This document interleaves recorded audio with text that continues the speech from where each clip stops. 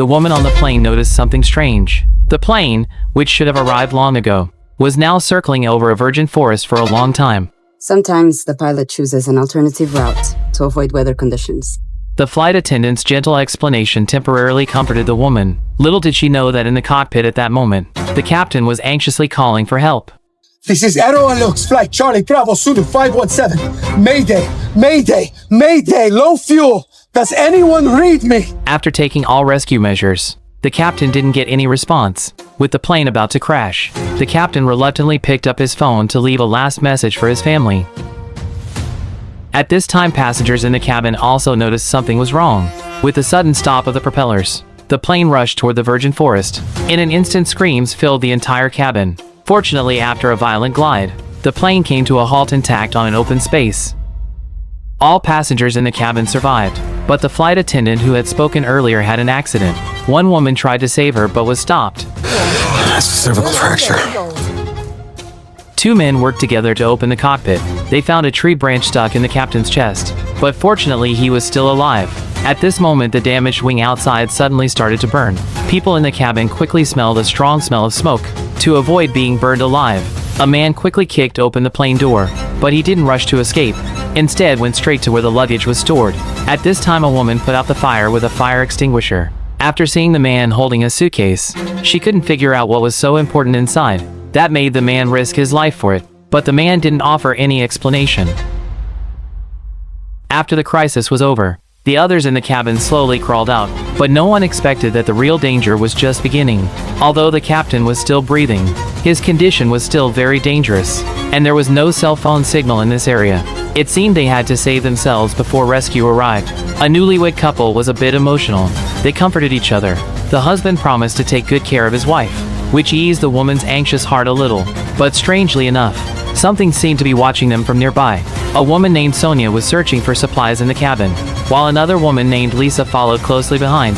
Obviously, they didn't quite trust each other, but fortunately neither had bad intentions. Hearing Sonia still caring about her own husband made Lisa gradually let down her guard against her. On the other side, the seriously injured captain finally woke up. Gritting his teeth against the severe pain, he told everyone it wasn't his fault. He had called for help before the accident, but he wasn't sure if anyone had heard. Zach wanted to ask if there was an emergency locator transmitter on the plane, but the captain was gradually unable to speak. So Zach asked a man named Kevin, saying that since he was a doctor he could help the captain. Kevin was surprised how he knew he was a doctor, and Zach said that after seeing the flight attendant's condition, Kevin immediately used the medical term for a cervical fracture, which made him conclude Kevin was a doctor. Realizing he'd been figured out, Kevin shared his opinion. He thought although the captain's sternum was pierced, it hadn't hit a vital organ. The reason for his rapid breathing was likely a pneumothorax caused by pressure on the lungs. If not operated on in time, he could die at any moment. But you could operate. No, I can't. Kevin thought this was no joke.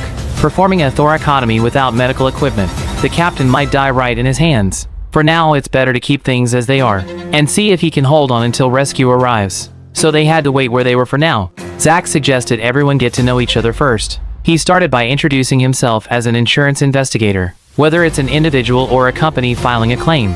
His job was to investigate and verify to prevent insurance fraud. This time he just uncovered an insurance fraud case and was heading back to report. Kevin joked that someone intentionally crashed the plane. Was someone deliberately stopping him from returning? But Zach said it was already too late, because he'd already reported it. The wife of the newlyweds shared their story. She introduced herself as Amy. She and her husband Dan had just gotten married in Vegas 5 weeks ago. This trip was their honeymoon. They never expected to be in a plane crash. Another middle-aged couple, the husband was named Travis.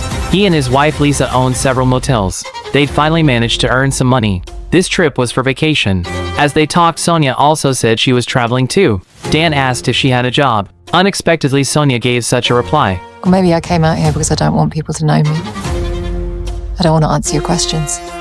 Okay with that? Feeling the atmosphere getting awkward, Kevin took the initiative to introduce himself. He said he had indeed been a doctor once, but now he sold medical equipment.